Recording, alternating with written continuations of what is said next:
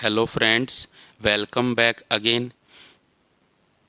इस वीडियो में हम एचटेट जो टीजेटी साइंस का 2023 का जो पेपर था उसको कंटिन्यू करेंगे। और इससे पहले हम एक वीडियो अपलोड कर चुके हैं जिसके अंदर हमने 8 क्वेश्चन फिजिक्स के एक्सप्लेन किए हैं। अब हम नेक्स्ट क्वेश्चन जो आए हुए थे उनको एक्सप्लेन करेंगे। और इस वीडियो का हमारा फर्स्ट क्वेश्चन और ओवरऑल जो 9th क्वेश्चन है वो ये है आपका, the distance S travelled by a particle. मतलब कोई पार्टिकल है वो जो कितनी डिस्टेंस ट्रेवल्ड करता है वेरीज विद टाइम टी। मतलब जो डिस्टेंस एस है वो टाइम का फंक्शन गिवन है आपको। तो एस जो है 1.2 टी स्क्वायर इन मीटर में गिवन है। मतलब जो डिस्टेंस है वो मीटर में या एसआई यूनिट में गिवन है। टी यहाँ पर टाइम है, एस यहाँ पर डिस्टेंस है। तो जो distance travelled by a particle varies with this time. The average speed, average का मतलब होता है जब हमें किसी इंटरवल में कोई क्वांटिटी निकाले। तो एवरेज स्पीड पूछ रहा है during time interval 0 to 10 second.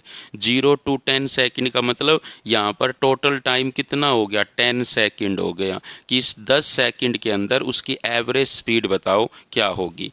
तो हमसे वी एवरेज या उसको ऐसे भी रिप्रेजेंट कर सकते हैं या उसको ऐसे भी कर सकते हैं।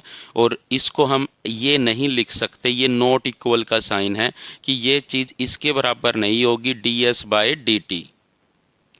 क्यों नहीं होगी? क्योंकि D S by D T जो है वो इंस्टेंटेनियस स्पीड को बताता है। और इंस्टेंटेनियस स्पीड जो होती है वो डिस्टेंस का फर्स्ट डेरिवेटिव होती है। कहीं आप ऐसा करो कि इसका आप क्या करो, इसका फर्स्ट डेरिवेटिव करके और टी की जगह 10 पुट कर दो, तो ऐसा करना गलत होगा। तो हम यहाँ पर क्या करेंगे कि ये जो आपका फर्स्ट डेरिवेटिव है ये यूज नहीं कर सकते यहाँ पर। ये तब करते हैं फर्स्ट डेरिवेटिव डिस्टेंस का इंस्टेंटेनियस स्पीड के इक्वल होता है जब हमें किसी टाइम पे स्पीड बतानी हो, किसी इंस्टेंट पे बतानी हो। तो यहाँ पर हमें इंटरवल में पूछ रहा है तो इंटरवल में हम यूज करते हैं delta S by delta T. Delta S का मतलब S2 माइनस S1 और डेल्टा टी का मतलब T2 माइनस T1। ये इनिशियल टाइम है, इनिशियल टाइम पर उसकी पोजीशन है। ये फाइनल टाइम है और फाइनल टाइम पे उसकी पोजीशन है। तो V एवरेज जो है वो किसके इक्वल आया, S2 minus S1 bye T2 minus T1। और S2 तो हम यहाँ से निकालेंगे। S हमें कितना गिवन था, 1.2 इंटू में टी स्क्वेयर। तो S2 किसके इक्वल आएगा, S2 का मतलब देखो हमें नीचे वाला लिख लेते हैं पहले। ये जो T1 है वो 0 है और T2 कितना है, 10। 10 मतलब ये T2 फाइनल टाइम है और T1 इनिशियल टाइम है। ये इनिशियल पोजीशन है, ये फाइनल पोजीशन है। तो ये पोजीशन कितने टाइम पर है, S2 माइनस S1। तो S2 जो है वो S है एट 10 सेकेंड पर। तो 10 सेकंड पर एस निकालोगे तो 1.2 गुणा में 10 का स्क्वायर। तो 1.2 को 12/10 लिख सकते हैं इंटू में 100। एक जीरो से एक जीरो कट गया तो 120 मीटर आ गया S2। और S1 निकालेंगे तो S एट 0 सेकेंड मतलब स्टार्टिंग में इनिशियल पोजीशन। तो 1.2 इंटू में जीरो का स्क्वायर, जीरो का स्क्वायर तो जीरो ही रहता है तो ये तो जीरो ही आएगा आपका। तो वी एवरेज कितना आ जाएगा, 120 माइनस का जीरो बाय 10। तो ये 120/10 हो जाएगा। एक जीरो से एक जीरो कैंसल आउट हो जाएगी तो यहाँ पर क्या बच जाएगा, 12 मीटर पर सेकेंड। पोजीशन भी मीटर में थी, टाइम सेकेंड में था, तो इसलिए इसकी यूनिट क्या आई, मीटर पर सेकेंड। तो इस तरह से आपको एवरेज स्पीड पूछा था तो आपने delta S by delta T use किया। अगर वो किसी टाइम पे पूछता speed at T equal to 2 second, T equal to 3 second, T equal to 5 second, तब आप फर्स्ट डेरिवेटिव करके उस टाइम को पुट करते। लेकिन यहाँ पर उसने एवरेज स्पीड पूछा है तो आपको एवरेज स्पीड इस तरह से निकालनी होती है। तो इसका जो राइट आंसर होगा वो D is the right answer होगा। अब देखो नेक्स्ट क्वेश्चन क्या है, a porter lift a luggage of 15 kg from ground. मतलब एक कूली है वो एक लेगेज को उठाता है 15 किलोग्राम जिसका मास है फ्रॉम ग्राउंड, मतलब ग्राउंड से किसी लेगेज को उठाता है और put it on his head, मतलब अपने सिर पे रख लेता है 2 मीटर अबो द ग्राउंड। मतलब ये अगर आपका ग्राउंड है तो यहाँ से किसी बैग को उठा करके वो कितनी हाइट पे ले जाता है, उसको 2 मीटर की हाइट पे ले जाता है और इसका मास कितना है M15 kg है। तो a porter lift a luggage of 15 kg from ground, lift मतलब उठा करके इसको यहाँ से यहाँ ले जाता है। Put it on his head 2 metre above the ground, the work done by the porter on the luggage is, मतलब वर्क डन एक्सटर्नल एजेंट को कितना करना पड़ेगा, ये एक्सटर्नल एजेंट ही तो है जो वर्क कर रहा है। ये जो पोर्टर है, जो कूली है, वो एक्सटर्नल एजेंट है जो कार्य कर रहा है। कितना कार्य करेगा वो, हमें पता है किसी एम मास को एच हाइट ऊपर लेके जाने में कितना वर्क डन करना पड़ता है mgh, क्योंकि जो हम वर्क करेंगे वो ही उसकी पोटेंशियल एनर्जी में स्टोर हो जाता है। और एच हाइट ऊपर पोटेंशियल एनर्जी कितनी होती है mgh होती है, M mass, G acceleration due to gravity और एच क्या होती है, हाइट होती है। तो जो हम वर्क करेंगे वो ही उसकी पोटेंशियल एनर्जी में स्टोर हो जाएगा। तो वर्क डन कितना करना पड़ेगा, उसको mgh करना पड़ेगा।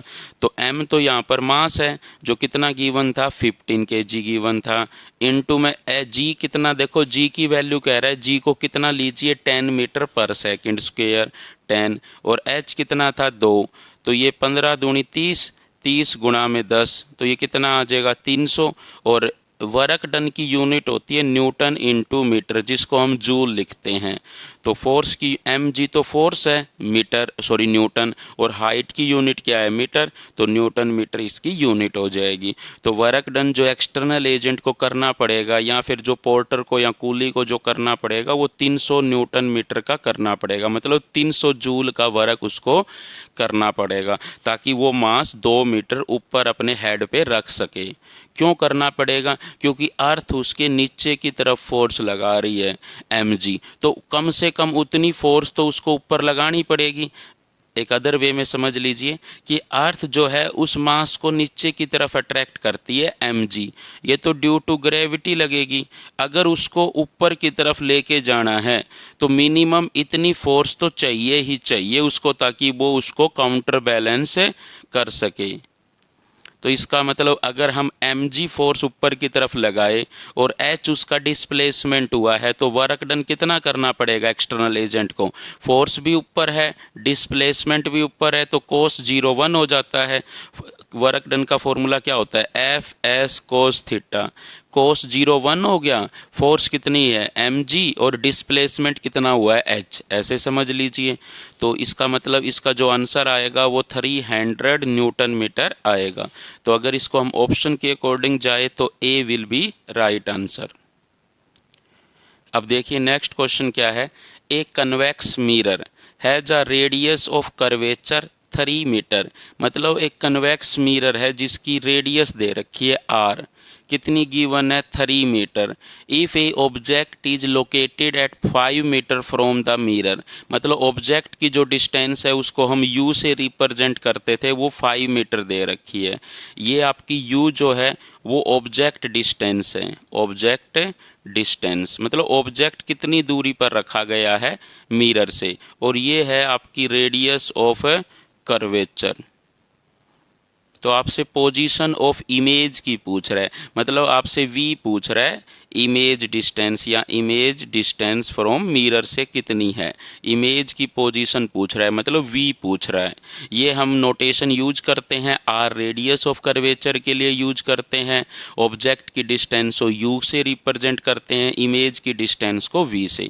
अब साइन कन्वेंशन देखते हैं। साइन कन्वेंशन का मतलब है कि कुछ हमने पढ़ा है कि जो कनकेव मिरर होता है, यहाँ पर आपको कन्वेक्स मिरर गिवन है, तो कन्वेक्स मिरर जो होता है, कन्वेक्स मिरर क्या होता है, जो अंदर से पॉलिश होता है, जो अंदर से पॉलिश होता है। तो कन्वेक्स मिरर की जो फोकल लेंथ होती है वो पॉजिटिव होती है, और रेडियस ऑफ कर्वेचर भी क्या होती है, पॉजिटिव होती है। और u जो है यू तो हम हमेशा कैसा लेते हैं, नेगेटिव लेते हैं ऑलवेज। जब भी हमें कोई फॉर्मूला यूज करना हो तो यू तो हम ऑलवेज क्या रखेंगे, नेगेटिव। यू हमेशा नेगेटिव रखेंगे क्योंकि ऑब्जेक्ट हमेशा फ्रंट में होगा मिरर के, और फ्रंट वाली साइड को हम नेगेटिव लेके चलते हैं। कि अगर ये आपका कैसा मिरर है, कन्वेक्स मिरर कौन सा होता है, जो अंदर से मतलब बाहर वाली सरफेस किसका काम करे, रिफ्लेक्टिंग सरफेस का। तो ये चीज़ है, यहाँ पर ये पोल होता है और हमें इस साइड ऑब्जेक्ट रखना होता है। तो यू तो हम हमेशा कैसा रखते हैं, नेगेटिव रखते हैं। तो ये साइड हमारी देखो, पोल से अगर तुम्हें इधर चलना पड़े तो नेगेटिव और इधर चलना पड़े तो पॉजिटिव, और इसका सेंटर यहाँ पे होगा तो ये इसका होता है रेडियस ऑफ कर्वेचर। तो आर क्या होता है, पॉजिटिव, और इसका जो फोकल लेंथ है, जो फोकस है, तो जो फोकल लेंथ आएगी, ये जो दूरी आएगी पोल और फोकस के बीच में जो दूरी होती है उसे हम फोकल लेंथ कहते हैं। तो उसकी फोकल लेंथ भी कैसी होती है, पॉजिटिव। तो साइन कन्वेंशन के अकॉर्डिंग जो यू है वो हमेशा कैसा होगा, नेगेटिव होगा। और कन्वेक्स मिरर है तो कन्वेक्स मिरर की जो फोकल लेंथ होती है वो पॉजिटिव होती है, और रेडियस ऑफ कर्वेचर भी क्या होती है, पॉजिटिव होती है। तो यहाँ पर हमें रेडियस ऑफ कर्वेचर गिवन था तो ये तो हम पॉजिटिव ही रखेंगे, लेकिन ऑब्जेक्ट की डिस्टेंस को हम क्या रखेंगे, नेगेटिव रखेंगे। सो अब हम क्या करेंगे, वी निकालने के लिए मिरर फॉर्मूला यूज करेंगे। मिरर फॉर्मूला क्या होता है, 1/v plus 1/u equal to 1/f। तो हमें v निकालना है तो 1/v हम इसी साइड रखते हैं, 1/f माइनस 1/u। तो f की जगह जो वैल्यू थी f, अब हमें f निकालना पड़ेगा। जो f होता है वो रेडियस का हाफ होता है फॉर मिरर। तो रेडियस आपको 3 गिवन है तो 2 से भाग कर दोगे तो फोकल लेंथ कितनी आ जाएगी, 3/2 मीटर आ जाएगी। तो f की वैल्यू किसके इक्वल होती है, रेडियस का हाफ होती है, चाहे वो कन्वेक्स मिरर हो चाहे वो कनकेव मिरर हो। तो यहाँ पर 3/2 रखोगे तो 2 ऊपर चला जाएगा, 3 नीचे रहेगा, माइनस, और u की वैल्यू कितना थी, -5। तो माइनस माइनस प्लस 1/5। तो यहाँ से एलसीएम लोगे, 5 दिए 15, 5 दूनी 10 प्लस का 3, तो ये 13/15 हो जाएगा। तो यहाँ से 1/v इसके इक्वल है, तो v किसके इक्वल होगा, 15/13। तो ये चीज़ आ गई इतने मीटर। तो ये जो आंसर होगा वो देखो, v आपका कैसा आया है, पॉजिटिव आया है।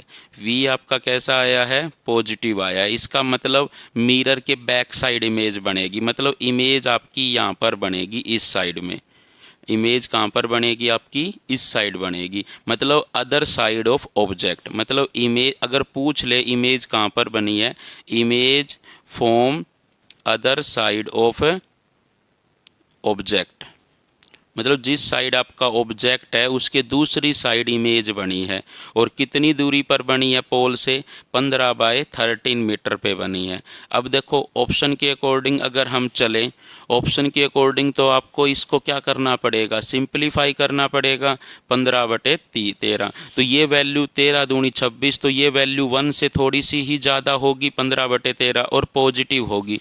तो अब हम डायरेक्ट भी सोच सकते हैं, ये तो हो नहीं सकती 2 से ज़्यादा, और नेगेटिव में भी नहीं हो सकती, तो ये नेगेटिव में नहीं हो सकती 1 के नियर, लेकिन 1 से थोड़ी सी ज़्यादा ये है, थोड़ी सी ज़्यादा ये है, नेगेटिव में नहीं रखेंगे, पॉजिटिव वाली हमें रखनी है। तो ऑप्शन से भी हम आंसर निकाल लिया। अगर हम इसको सिंप्लीफाई करना चाहे तो सिंप्लीफाई कर लो, 15 को 13 से भाग कर लो, 13 एकम 13, 2 0 डॉट लगेगी, 13 एकम 13, 7 और 0, 13 पंजे 65, तो फिर 5 और 0 ऐसे चलता जाएगा। तो यहाँ पर 1.15 ही आ रहा है, तो जो आपका इमेज की पोजीशन है वो प्लस की होगी, 1.15 मीटर। तो ये था आपका आंसर। इसमें आपको क्या क्या पता होना चाहिए, एक तो मिरर फार्मूला पता होना चाहिए। मिरर फार्मूला लगाने के लिए आपको u गिवन था, f नहीं था, लेकिन रेडियस ऑफ कर्वेचर गिवन थी। रेडियस ऑफ कर्वेचर से आपने फोकल लेंथ निकाल लिया। फिर आपको साइन कन्वेंशन पता होना चाहिए कि u हमेशा नेगेटिव लेना है, चाहे कैसी भी सिचुएशन हो, कैसा भी लेंस हो, चाहे मिरर हो, कुछ भी हो u हमेशा नेगेटिव लेना है। और कन्वेक्स मिरर जो है आपका है तो इसकी फोकल लेंथ भी पॉजिटिव होती है और रेडियस ऑफ कर्वेचर भी पॉजिटिव होती है, क्योंकि कन्वेक्स मिरर में बाहर वाली सरफेस जो है रिफ्लेक्टिंग सरफेस का काम करती है। तो इसी साइड देखो, यहाँ से पोल से इस साइड चलना पड़ रहा है रेडियस के लिए, तो ये r पॉजिटिव होगा और f भी क्या होगा, पॉजिटिव होगा।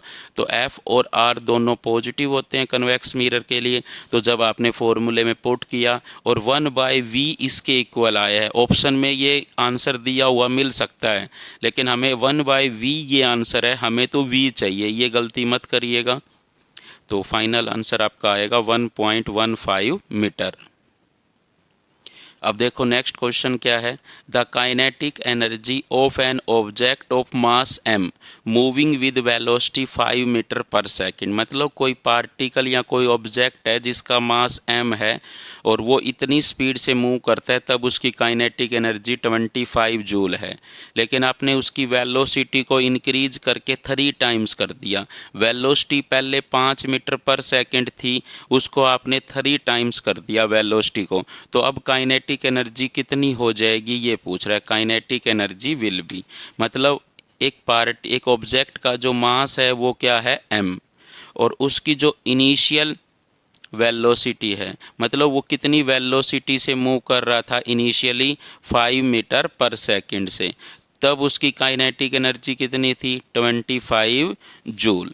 तो यहाँ से देखो, अगर ये वेलोसिटी मैं v मान लेता हूँ, तो अगर ऐसा है तो हाफ mv स्क्वायर किसके इक्वल आएगा 25 जूल के। हाफ mv स्क्वायर 25 जूल के इक्वल होगा, ठीक है।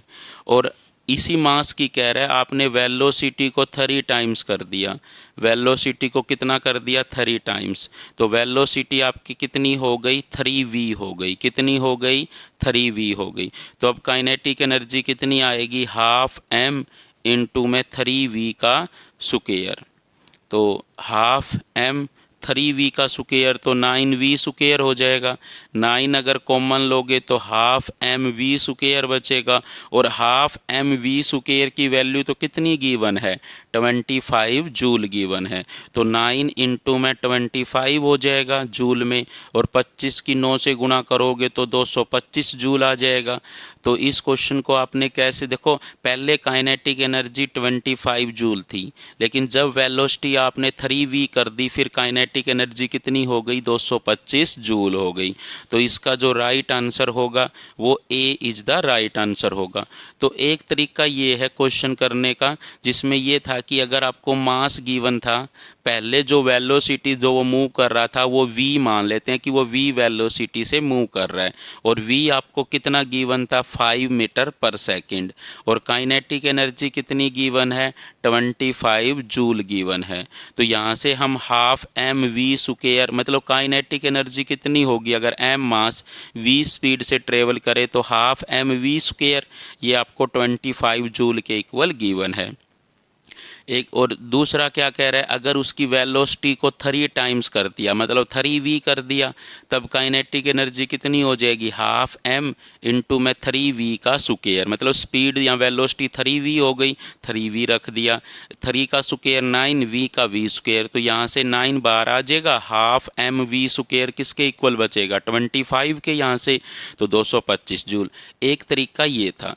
दूसरा तरीका क्या है कि यहाँ से आप पहले मास निकाल लो, half m v square equal to क्या था 25, तो हाफ m हमें पता नहीं, लेकिन v कितना था 5, तो 5 का स्क्वायर कितना हो जाएगा 25। तो यहाँ से m कितना आ जाएगा 25, ये 2 उस साइड चल जाए, गुणा में 2 और बाई 25 आ जाएगा। तो 25 से 25 कट गया, तो मास कितना आ जाएगा 2 किलोग्राम मास आ गया। ठीक है, मास कितना आ गया 2 किलोग्राम। अब जो है वो क्या पूछ रहा था, काइनेटिक एनर्जी पूछ रहा था ऑब्जेक्ट की, मतलब मास कितना है उसका 2 किलोग्राम, और वेलोसिटी उसकी 3 टाइम्स हो गई, मतलब अब उसकी वेलोसिटी कितनी हो गई होगी, पहले 5 थी, उसकी 3 गुना हो गई, तो 15 मीटर पर सेकंड उसकी वेलोसिटी हो गई। यही कह रहा है ना कि मास तो उसका 2 किलोग्राम ही है, लेकिन उसकी वेलोसिटी पहले 5 मीटर पर सेकंड थी, बाद में उसकी वेलोसिटी 3 3 टाइम्स होगी तो 15 मीटर पर सेकंड हो गई। तो अब उसकी काइनेटिक एनर्जी निकालोगे तो हाफ एम वी का स्क्वायर। तो हाफ एम कितना है 2 और वी कितना है 15। 15 का स्क्वायर कितना आएगा 225। 2 से 2 कट जाएगा तो काइनेटिक एनर्जी कितनी आ जाएगी 225 जूल। एक ये तरीका है करने का। और एक तरीका और है कि काइनेटिक एनर्जी किसके इक्वल होती है हाफ एम वी स्क्वायर के। आपने देखो मास भी सेम है, हाफ ही सेम है, तो काइनेटिक एनर्जी किसके डायरेक्टली प्रोपोर्शनल है वी के स्क्वायर के।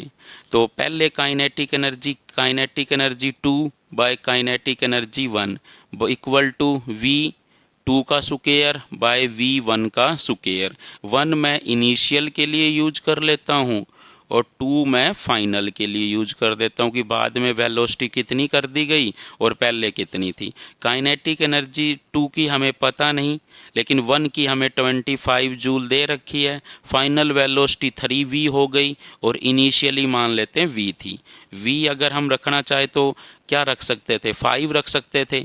यहाँ पे हमने कह दिया कि शुरू में उसकी वेलोसिटी v है, बाद में उसकी 3 टाइम्स हो गई तो 3v हो गई, v से v कैंसिल हो गया तो ये 9 हो जाएगा 3 का स्क्वायर। तो काइनेटिक एनर्जी 2 मतलब बाद में 9 इंटू 25 तो ये कितना आ जाएगा 225 जूल आ जाएगा। एक ये तरीका है। और एक तरीका हम यहाँ से डायरेक्ट सोच सकते हैं कि वेलोसिटी को 3 टाइम कर दिया तो 3 का स्क्वायर 9, तो यहाँ से डायरेक्ट कह सकते हैं काइनेटिक एनर्जी 9 टाइम्स हो जाएगी। देखो कितने तरीके से आप इस क्वेश्चन को कर सकते थे। यहाँ पे काइनेटिक एनर्जी डायरेक्टली प्रोपोर्शनल है वी स्क्वायर से।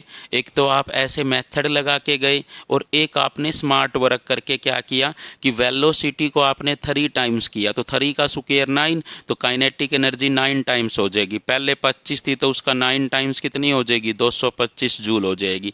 ये था जो 5 या 10 सेकंड में क्वेश्चन हो सकता था, लेकिन इसको अगर आप करोगे तो 2 मिनट लग जाएगी आपको करने में।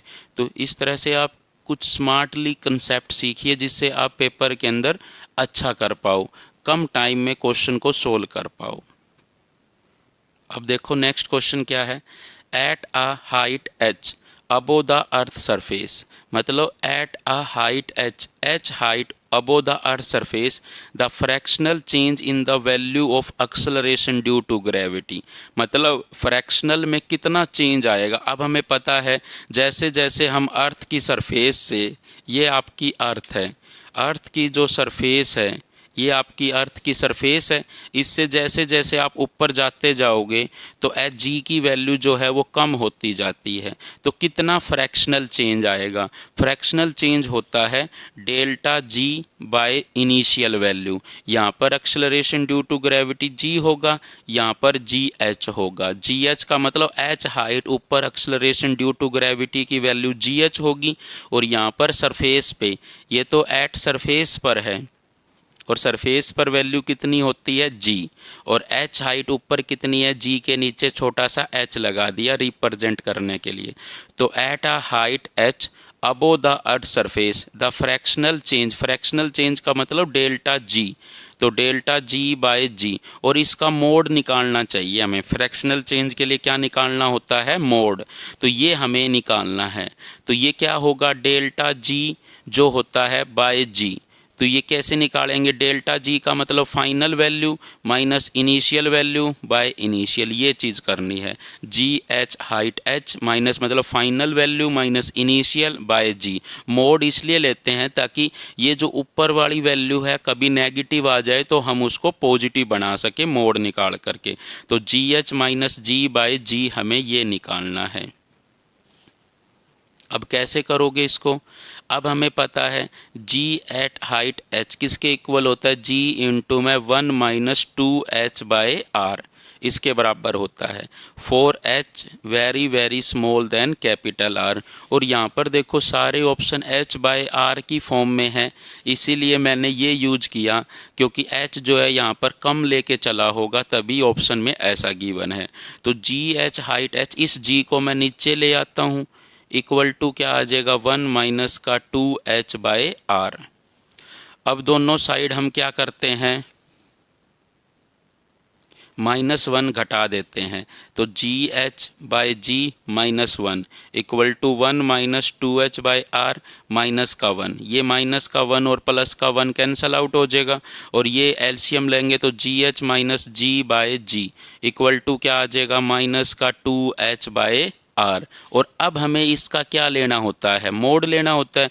तो mod of GH minus G/G equal to क्या आएगा, मोड ऑफ माइनस का 2H बाई आर का मोड। तो इसका मतलब ये किसके इक्वल आ जाएगा, 2H बाई आर। तो फ्रैक्शनल चेंज किसके इक्वल आ गया, 2H बाई आर। तो इसका जो राइट आंसर होगा 2H by R, C is the right answer होगा। तो हमने कैसे किया इसको, जैसे जैसे हम ऊपर जाते जाएंगे जी की वैल्यू कम होती जाएगी तो फ्रैक्शनल में चेंज आएगा। फ्रैक्शनल चेंज होता है चेंज बाय इनिशियल। तो ये याद रखिए, फ्रैक्शनल चेंज जो होता है ना, फ्रैक्शनल चेंज वो किसके इक्वल होता है, जो चेंज होगा final minus initial by initial और इसका मोड। तो इसका मतलब ये final minus initial bye initial, ये जस्ट याद रखिएगा। और उसका क्या लेते हैं, मोड लेते हैं, final minus initial by initial का मोड।